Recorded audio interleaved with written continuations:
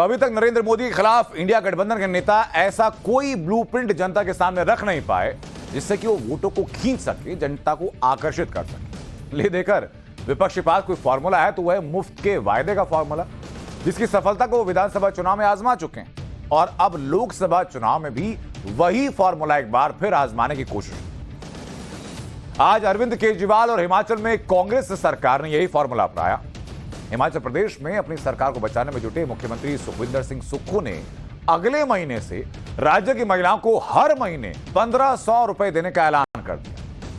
तो वहीं दिल्ली के मुख्यमंत्री अरविंद केजरीवाल राज्य की महिलाओं को 1000 रुपए हर महीने देने का ऐलान कर चुके हैं। केजरीवाल और दिल्ली में कांग्रेस से हाथ भी मिला चुके हैं। दोनों पार्टियां साथ लड़ भी रही हैं, लेकिन केजरीवाल को शायद कांग्रेस से ज्यादा मुफ्त वाले वादों पर भरोसा है और इसलिए आज केजरीवाल ने मुफ्त वाला दांव चल दिया।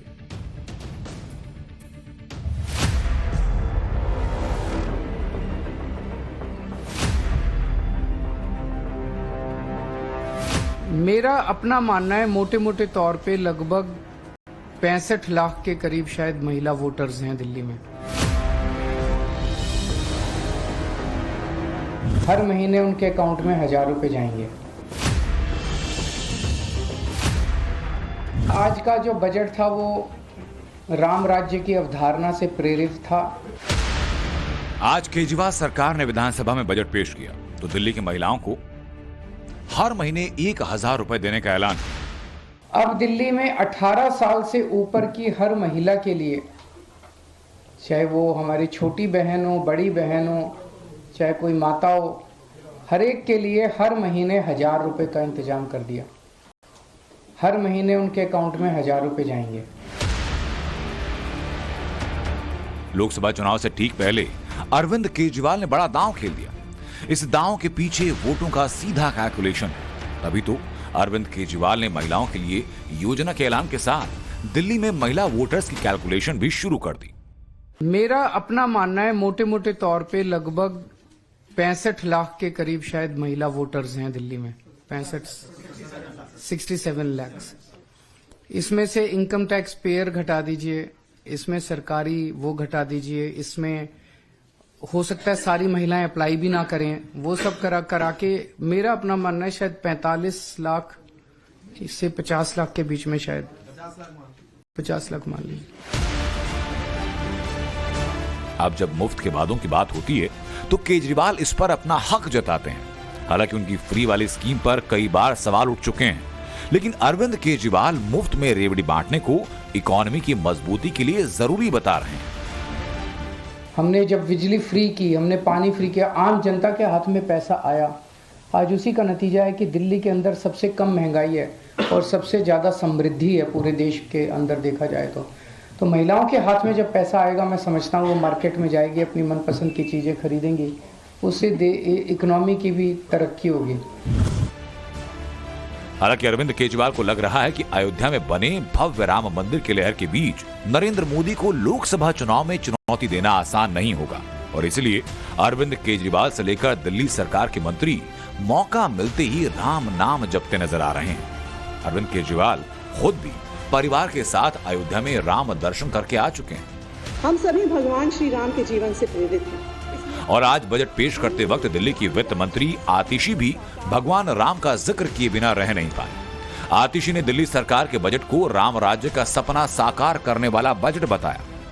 हम सभी भगवान श्री राम के जीवन से प्रेरित हैं, इसलिए हमने दिल्ली में राम राज्य के सपने को साकार करने का संकल्प लिया। लेकिन केजरीवाल को इस बात का भी डर कि उन्हें चुनाव से पहले जेल भी जाना पड़ सकता है, क्योंकि शराब घोटाले में ईडी उन्हें बार बार समन भेज रही है, वो पेश नहीं हो रहे। आज अरविंद केजरीवाल ने ईडी के समन को लेकर नया दांव चल दिया। ईडी की तरफ से 8वां समन मिलने के बाद केजरीवाल ने 12 मार्च के बाद की तारीख मांगी और वीडियो कॉन्फ्रेंसिंग के जरिए पेश होने की बात कही।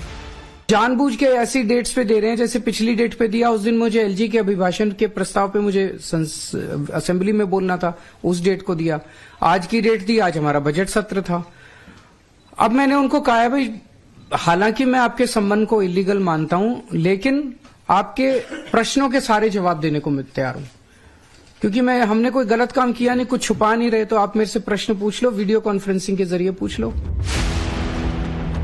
अरविंद केजरीवाल ये जानते हैं कि ईडी इस तरह से पूछताछ नहीं करती, वो फिर भी वीडियो कॉन्फ्रेंसिंग की बात कर रहे हैं। ऐसा हो सकता है कि इस मामले को चुनाव तक टालने के लिए ये आम आदमी पार्टी का कोई नया पैंतरा हो।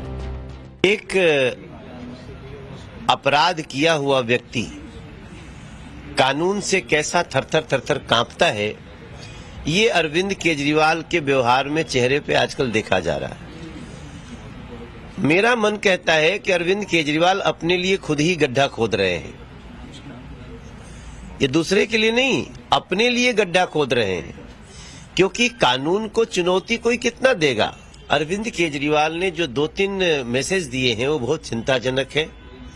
उसमें एक है कि कानून की अवहेलना करो। आप सोचिए, अगर मुख्यमंत्री पद पे बैठा व्यक्ति ये मैसेज देने लगे कि कानून नहीं मानना है, तो बाकी उस प्रदेश के लोगों में क्या भावना जाएगा कानून के प्रति, ये बहुत ही चिंता का विषय है। एक तरफ केजरीवाल लोकसभा चुनाव में नरेंद्र मोदी को गद्दी से हटाने की कोशिश में है, तो उधर आज सुप्रीम कोर्ट ने केजरीवाल की पार्टी को दफ्तर खाली करने के लिए कह दिया। आम आदमी पार्टी को राउज एवेन्यू स्थित अपना दफ्तर 15 जून तक खाली करना होगा।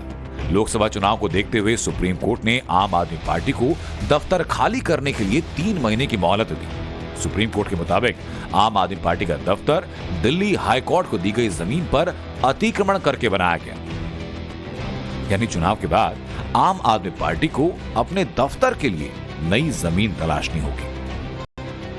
Bureau report, times now Bharat.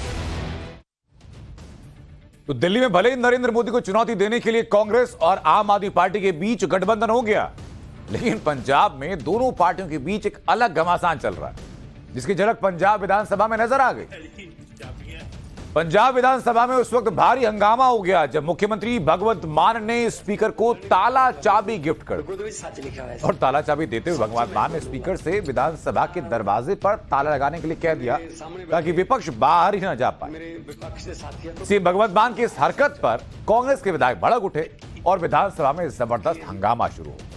हंगामे के दौरान सीएम भगवंत मान और विपक्ष के नेता प्रताप सिंह बाजवा के बीच तीखी बहस हुई।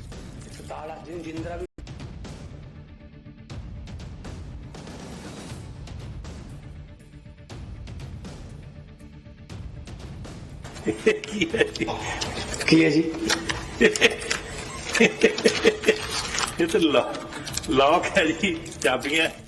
बहस हुई भी और बहस लगातार बढ़ती गई, और बहस बढ़ते बढ़ते बात यहां तक पहुंच गई कि सीएम भगवंत मान ने कांग्रेस को दिल्ली, हरियाणा और गुजरात में लोकसभा चुनाव के लिए हुआ समझौता तोड़ने की चुनौती तक दे दी। आप सुनिए जरा कि बहस के दौरान भगवंत मान ने कांग्रेस नेता और पंजाब विधानसभा में विपक्ष के नेता प्रताप सिंह बाजवा से क्या कहा। राहुल गांधी की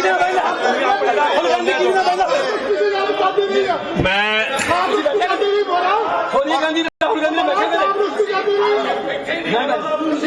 कहना मरवाने वाले तो साढ़े समझौते कर दे, एक पासे समझौते कर कह कुरुक्षेत्र भी ना देन, मुख्यमंत्री साहब गुजरात भी ना छड्डण, कह फिर जे कह जे तेरी नहीं चलदी है। तो